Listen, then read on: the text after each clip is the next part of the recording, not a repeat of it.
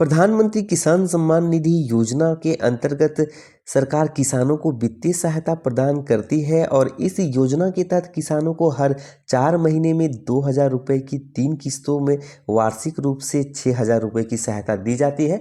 ऐसे में बहुत सारे किसानों को अभी पीएम किसान योजना का लाभ मिल रहा है, लेकिन बहुत सारे ऐसे किसान हैं जिन्होंने पहले इसके लिए आवेदन किया था लेकिन उसको अभी तक उनका पैसा नहीं मिलता है, या बहुत सारे ऐसे किसान हैं जिनका आवेदन रिजेक्ट हो गया है और बहुत सारे ऐसे भी किसान हैं जिनको ये भी पता नहीं है कि उनका आवेदन अभी तक पीएम किसान पोर्टल में हुआ है या नहीं हुआ है।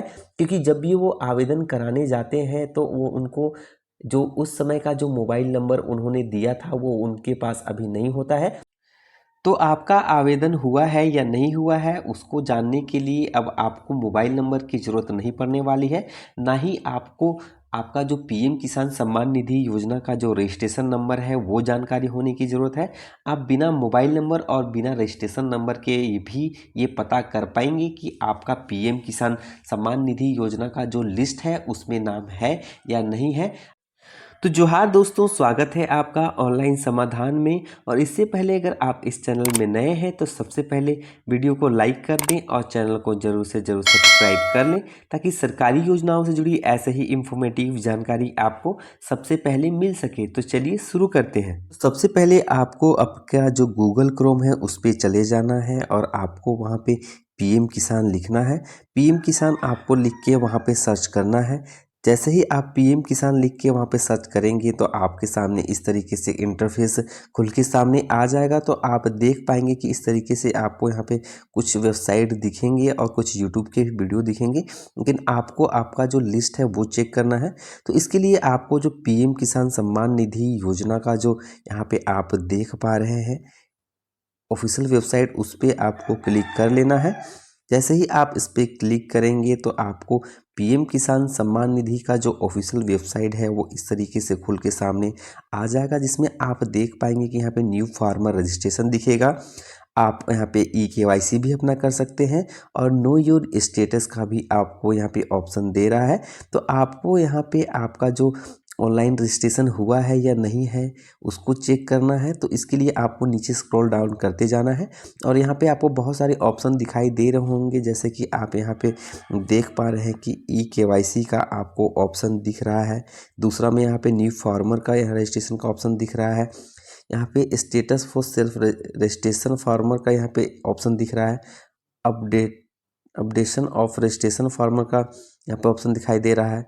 इस तरीके से मोबाइल नंबर अपडेट करने का देगा। यहाँ पे आपको ये आपका योर स्टेटस क्या है नहीं है वो देखने को आपको मिलेगा।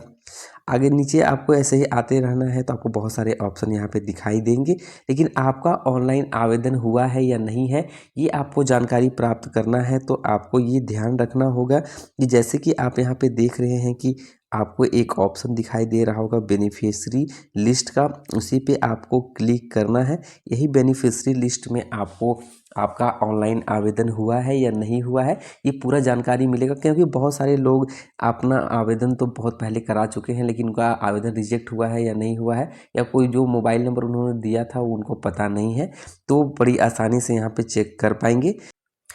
तो इसी बेनिफिशियरी लिस्ट वाले ऑप्शन पे आपको क्लिक करना है। जैसे ही आप उस पर क्लिक करेंगे तो इस तरीके से आपको यहाँ पे कुछ डिटेल्स यहाँ पे भरने होंगे। उसके बाद आपका जो लिस्ट है वो आपके सामने खुल के आ जाएगा।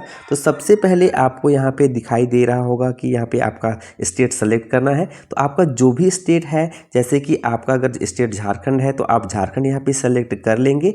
उसके बाद आप यहाँ पे देखेंगे कि यहाँ पे आपको डिस्ट्रिक्ट सेलेक्ट करने के लिए यहाँ पे ऑप्शन दिया गया है। तो आपका जो भी डिस्ट्रिक्ट है, जैसे आपका रांची है तो आप रांची यहाँ पे सेलेक्ट कर लेंगे। इस तरीके से आपको जो नीचे वाला ऑप्शन है उसमें सब डिस्ट्रिक्ट सेलेक्ट करना है, तो आपका जो सब डिस्ट्रिक्ट है वो सेलेक्ट कर लेंगे वहाँ पे। उसके बाद आप यहाँ पे देख पाएंगे कि आपको यहाँ पे ब्लॉक सेलेक्ट करना है। तो आपका जो भी ब्लॉक है आप वहाँ पे सेलेक्ट कर लेंगे। उसके बाद आपको नीचे जैसे ही आप आइएगा तो यहाँ पे आप एक चीज़ और ध्यान दीजिएगा, सबसे इम्पोर्टेंट चीज़, आप जिस भी गाँव से है वो आपको सेलेक्ट करना है। तो आपको अब बड़े सावधानी से आपका जो गाँव है वो आपको सेलेक्ट कर लेना है, यानी जो भी विलेज है वो आपको सेलेक्ट कर लेना है। जैसे ही आप यहाँ पे विलेज वाले ऑप्शन पे सेलेक्ट करेंगे और जो गेट रिपोर्ट वाला ऑप्शन आपको दिखाई दे रहा है उसी पे आपको क्लिक करना है। जैसे ही आप गेट रिपोर्ट वाले ऑप्शन पे क्लिक करेंगे तो थोड़ा सा यहाँ पे लेट लग सकता है, क्योंकि अभी थोड़ा सा सर्वर का इशू होता है। तो जैसे ही आप गेट रिपोर्ट वाले ऑप्शन पे क्लिक करेंगे थोड़ा सा टाइम लगेगा, लेकिन आपका जो लिस्ट है वो पूरा सामने खुल के आ जाएगा और आपको पता चल जाएगा कि आपका जिस समय आपने आवेदन कराया था, अगर आपने उस समय जो मोबाइल नंबर दिया था वो खो गया है तो कोई दिक्कत नहीं, उसके बावजूद भी आपका यहाँ पे लिस्ट में नाम दिखेगा कि आपने आवेदन किया था या नहीं किया था। तो आपको पूरे जो गांव का जो लिस्ट है वो खुल के सामने आ जाएगा। तो आपके अलावा जितने भी आपके जो गांव के लोग हैं उन्होंने आवेदन किया है उसका भी लिस्ट आप यहाँ पे देख पाएंगे किन किन लोगों ने किया है। तो आप जैसे कि आपका नाम अमित कुमार है तो आप यहाँ पे देख पाएंगे कि अमित कुमार मेरा नाम है, तो मैंने आवेदन किया था या नहीं। तो यहाँ पे दिख रहा है कि आपने पहले आवेदन कर लिया था। तो आप टेंशन फ्री हो जाइए कि आपको फिर से आवेदन करने की अब ज़रूरत नहीं है। सिर्फ आपको एक काम करने की ज़रूरत है कि आपको सबसे पहले आपका जो स्टेटस है वो चेक कर लेना है कि आपका पेंडिंग है या अभी उसको अप्रूवल मिल चुका है या रिजेक्ट हो गया है। तो इस तरीके से आप जानकारी प्राप्त कर पाएंगे कि आपका लिस्ट में नाम है या नहीं है। और अगर नहीं है तो आप फिर से इसके लिए आवेदन करा लें, और है तो आप सबसे पहले जो स्टेटस है वो चेक कर लें। अगर आपको रिजेक्ट हो गया है तो फिर से इसके लिए आवेदन कराना होगा, और रिजेक्ट नहीं हुआ है तो उसका स्टेटस चेक करा के जो भी उसमें कमी होगा उसको पूरा करना होगा।